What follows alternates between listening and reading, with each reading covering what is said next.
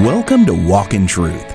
These are the Bible teachings of Pastor Michael Lantz, equipping you to reach out with God's truth to all people and to apply that truth to today's issues, trends, and culture. Learn more when you visit walkintruth.com. Now here's part 1 of Pastor Michael's teaching in 2 Samuel 5, verses 1 through 16, called The City of the King. This is an article from USA Today reporter. He says, there's one scene that repeats itself night after night, mile after mile in this city, Las Vegas, suddenly dotted with memorials. Cheerful people strolling down the strip pass a small patch of candles and flowers, and they stop. Their faces tighten, they shuffle forward. Sometimes they glance down the Las Vegas Boulevard toward the hotel where a few days earlier a man leaned out of broken windows and shot 58 people to death at a concert. Then they move on, bound for the lights of another casino.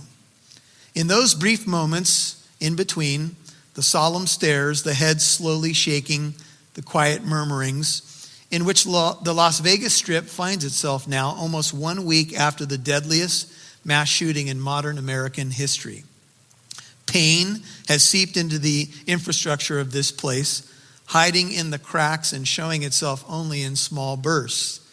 The casinos are open, but extra security guards wave metal detectors and search random pieces of luggage. The oversized LED screens still make night feel like day. But instead of showing casino ads, they all read Vegas Strong. Bored-looking salespeople still hawk tickets, but demand for theater shows has dropped. People still drink and shout, but then they look all around almost apologetically. They can't explain it to themselves. Dottie Murphy said as she watched a family stare at a makeshift memorial, then scurry around to see the famed Bellagio fountain show. They're feeling guilty for having fun. Because how many people are in the hospital? How many people died for no reason? Laughter is yet to return. People in this city of missed connections are reluctant even to speak to each other, unwilling to stumble across the questions that they've all been silently asking themselves. Why did this man kill these people? Why here? And how should one properly mourn the dead? In quiet reflection, absorbing the solemnity of the moment, or by embracing what had brought them all to Las Vegas in the first place? Nobody seemed to know the answer. The American routine of mass shootings is too new to be fully understood by psychologists and sociologists. Early studies have shown it can take up to 16 months for most people to recover from even mildly traumatic events. But there is no way to know how long it takes a city to heal.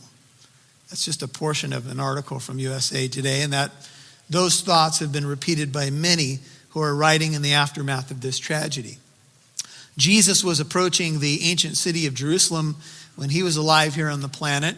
He was approaching during a major festival of the Jews called the Passover. It actually was the Feast of Unleavened Bread, and it moved into the Feast of Passover. It included the Feast of First Fruits. And Jesus was going to present himself in this city as the Passover lamb. And the city was stirred. Josephus tells us millions of people perhaps descended on this major holiday for Israel.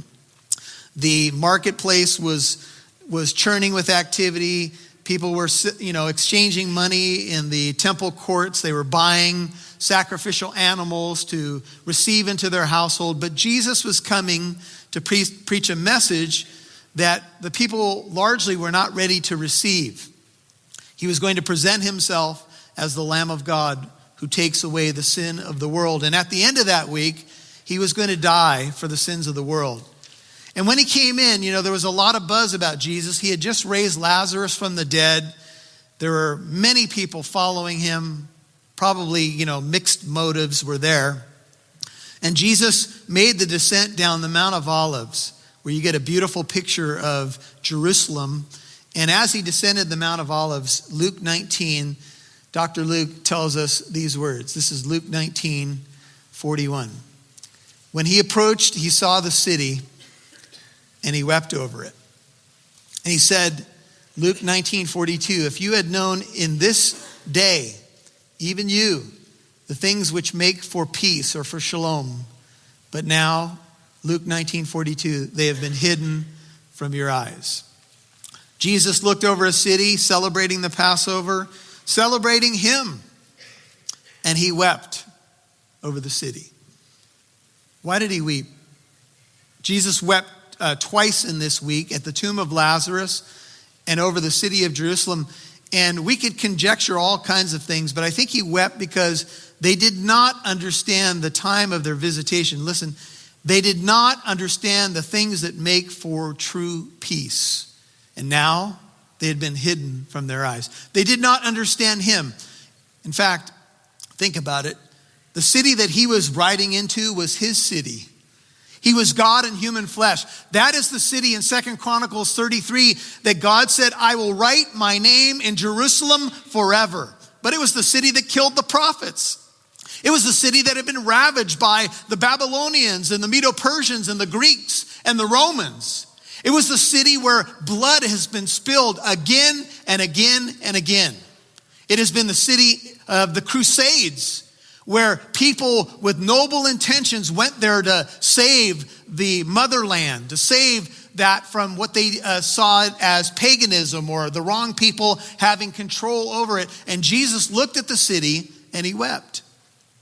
And he gave a prophecy in Luke 19. It's not often considered, but this is what he said. The days shall come upon you, and he's predicting the fall of Jerusalem in AD 70, when your enemies will throw up a bank before you and surround you and hem you in on every side, will level you to the ground and your children within you, and they will not leave in you one stone upon another, because you did not recognize the time of your visitation.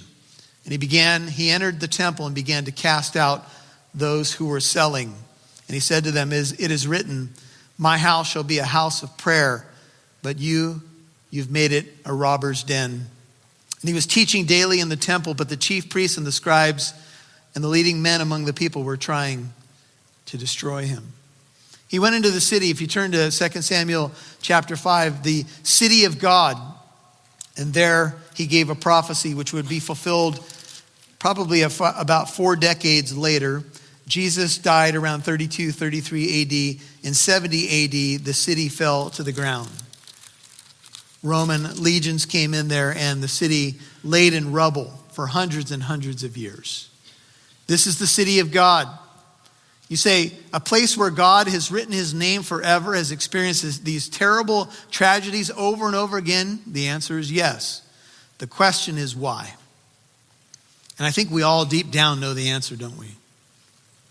The reason is because Israel had rejected God and his ways. And again and again and again, God would allow things to happen in the city to get their attention. He would often use foreign armies as a means of disciplining his own people. And again and again and again, things would happen in the city and people would go on with business as usual. And it will happen again. You know, God has written his name on this world. In fact, you belong to him. You've been made in his image. He's written his very law in your heart. But we spend much of our time as humans, let's face it, living apart from him, living separate from him. Our sin separates us from God, the Bible says, but Jesus came to bring us back to God, to bridge the gap back to God. King David, who is a shadow of the coming Messiah, the greater David, has now taken the throne of Israel in 2 Samuel chapter 5. All the tribes of Israel came to David. This is 2 Samuel 5:1 at Hebron, where he had originally set up his headquarters. And they said, behold, we are your bone and your flesh. Previously, when Saul was king over us, 2 Samuel 5:2, you were the one who led Israel out and in. And the Lord said to you, you will shepherd my people Israel. You will be a ruler over Israel. What Israel needed was a shepherd. They had chosen a king that was handsome and tall. His name was Saul. He looked like the right guy for the job, but Saul had a problem. Saul could not obey God. David was a man after what? God's own heart. And God took him from shepherding sheep and brought him to shepherd his people Israel. He was the unexpected leader, though he was brave and courageous. And David would be the shepherd of God's people. What made David a man after God's own heart? I would say in some ways you have to think about God being a shepherd and David having those shepherd-like qualities. We see the world right now today. Many people running around. They are like sheep without what? A shepherd. The world needs a shepherd, and we have a good shepherd who lays down his life for the sheep. His name is Jesus. The question is, will you follow him? He says, my sheep know my voice, and they what? They follow me. That's what he wants. He wants us to follow him. All the elders of Israel came to the king at Hebron, verse 3. King David made a covenant with them before the Lord. At Hebron, they anointed David king over Israel. David was 30 years old when he became king, and he reigned 40 years. At Hebron, he reigned over Judah 7 years and 6 months. And in Jerusalem, here's the city of God. And this is the mention that will now, Jerusalem will really take center stage for the life of Israel from this point forward. And in Jerusalem, he reigned 33 years over all Israel and Judah. You'll hear more from Pastor Michael in a moment. Did you miss part of today's message? You can always listen again on demand. Catch every teaching from Pastor Michael Lantz on the Walk in Truth app or wherever you listen to podcasts. It's an easy way to keep growing in God's Word and stay grounded in biblical truth throughout your week. Just search for Walk in Truth and start listening anytime. Your financial support helps keep Walk in Truth on the radio, and it also helps us reach people all over the world through the podcast. That means someone driving home from work, someone on a morning walk, or even someone on the other side of the globe can hear the hope of Jesus right when they need it most. And here's the cool part, every gift helps. Even a small step like becoming a monthly partner for just $5 a month makes a big impact.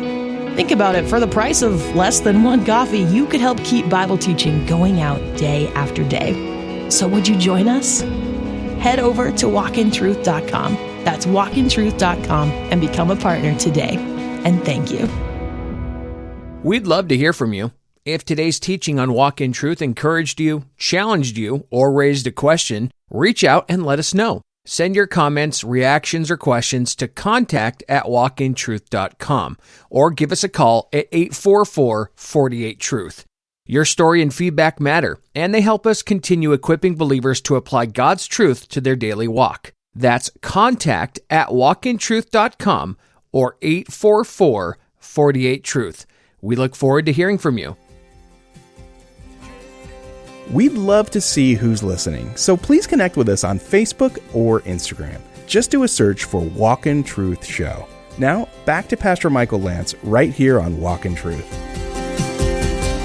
King David made a covenant with them before the Lord. At Hebron, they anointed David king over Israel. David was 30 years old when he became king, and he reigned 40 years. At Hebron, he reigned over Judah 7 years and 6 months. And in Jerusalem, here's the city of God. And this is the mention that will now, Jerusalem will really take center stage for the life of Israel from this point forward. And in Jerusalem, he reigned 33 years over all Israel and Judah. So now you can see Israel and Judah is the 12 tribes coming together, unified under King David. He's brought unity. They've recognized that he is the rightful king. David is God's shepherd, and they have now made a covenant with him under David. Now the king and his men, 2 Samuel 5 verse 6, went to Jerusalem against the Jebusites.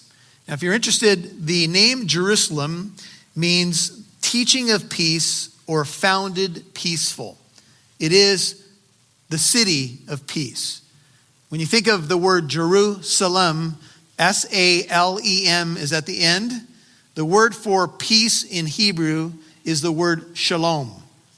So this is the city of peace, the city of God, a city that is supposed to be a place where people find peace, but they had found anything but that for much of the history of Jerusalem. Would you agree? You read some of the history of Jerusalem and you think, man, war after war after war. The city first appears in Genesis 14, to my knowledge, or at least reference to it is made. And here's what's happening. Abram has just gone after to rescue Lot. And he's gone and defeated some kings led by Chedorlaomer. He was the founder of cheddar cheese. No, I'm just kidding. He really wasn't. He wins the victory with 318 trained men from his household. He rescues Lot, his nephew, brings them back, is able to save a lot of people, and including somehow the king of Sodom.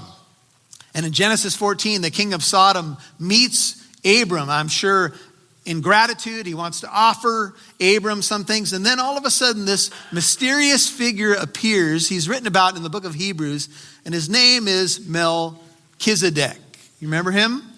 Some people say Melchizedek. Who? His name is Melchizedek. And he's this mysterious king priest. And he's a king priest over an area called the area of Salem. Theologians agree. He's the king priest, an early king priest at the time of Abram over what would become the city of Jerusalem. And you remember what Abram does? Melchizedek comes and offers Abram bread and wine, two interesting things that we see later in the ultimate king priest, Jesus, at the Last Supper. And Abram gives him a tenth of the spoils. Think with me. Melchizedek is the ruler, king priest over Jerusalem. And Abram, the father of the Jewish nation, offers him a tithe. Here's a consideration. Do you think the tithe that Abram gave Melchizedek was a sort of down payment for the future headquarters of the nation? Do you think that before Jerusalem ever took center stage in the life of Israel, Abram was in some way giving an offering for the future of what this city would represent to the Jews? Just a thought, but kind of an interesting thought, isn't it? And later on, King David, the man after God's own heart, would come to this city, to this place called Jerusalem. You'll remember that this city also takes on prominence because there's another scene in the book of Genesis where Abraham now, his name's been changed, is told to take his son, his only son whom he loves, and take him up to a mountain that God would show him. Now, if you've ever studied this passage before, you know that the mountain that God directed Abraham to, along with Isaac, the son of promise, was called Mount Moriah. By the way, Mount Moriah is Jerusalem. In fact, there are those who have studied the archaeology and the history of the land that believe that where Isaac was potentially going to be offered by Abraham, because God stopped him, is the same spot where 2,000 years later another father gave his son. But this time, that son of promise, the hammer would come down. He would die for the sins of the world. In this case, God stopped Abraham from sacrificing his son. And it said there in Genesis 22, I think it's verse 14, in the mount of the Lord it shall be provided. And it was looking forward to the coming of the Messiah who would die for the sins of the world. Isaac is a type of Christ. Abraham is a type of the Father who so loved the world that he gave his son. And Isaac's name, interestingly enough, means laughter.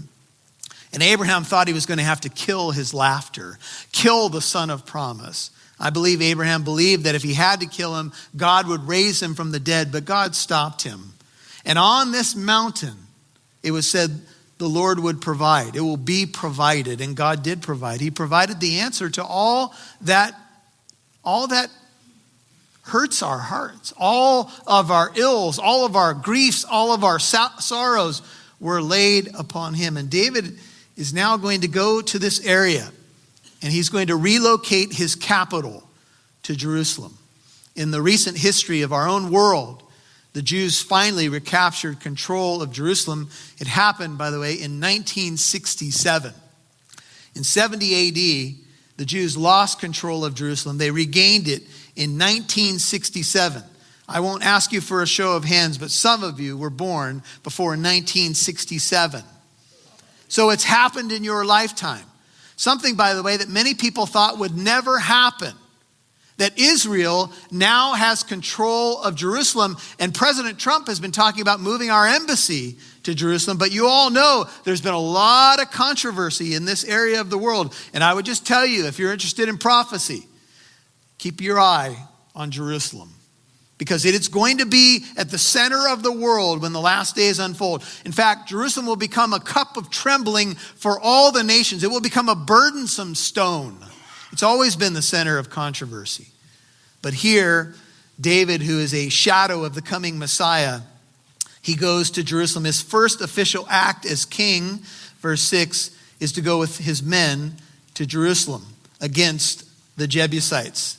They were the inhabitants of the land, and they said to David, "You shall not come in here, but the blind and lame shall turn you away," thinking, "David cannot enter here."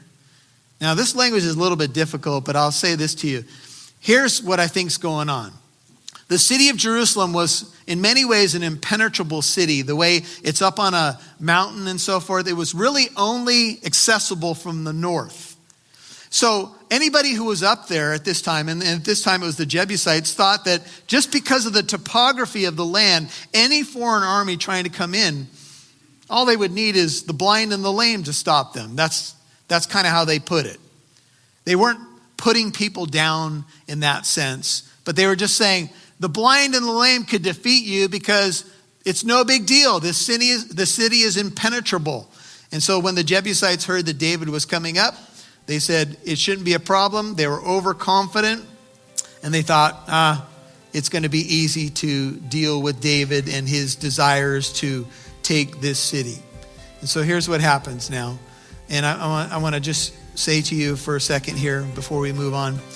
As you look at the Jebusites, the inhabitants of the land, some people look at this and they look at the Bible account and they say, what right does David have to go up and take this spot?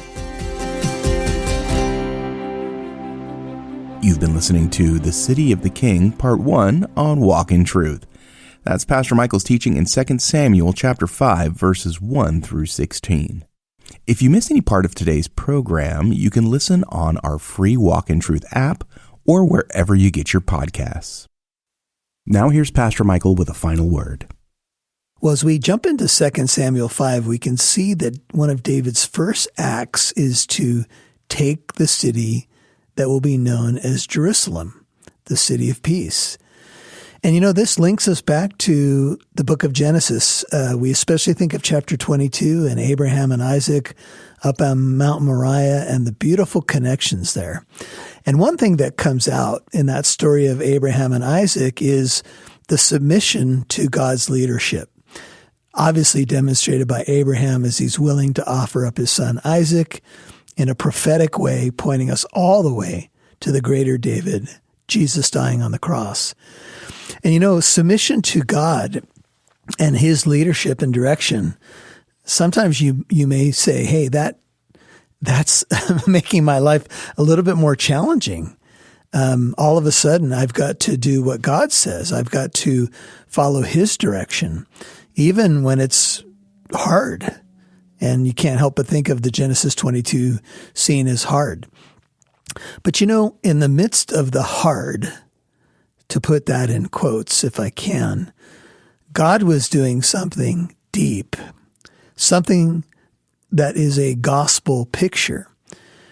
Indeed, he was pointing forward 2,000 years ahead to when Jesus would die on Mount Moriah.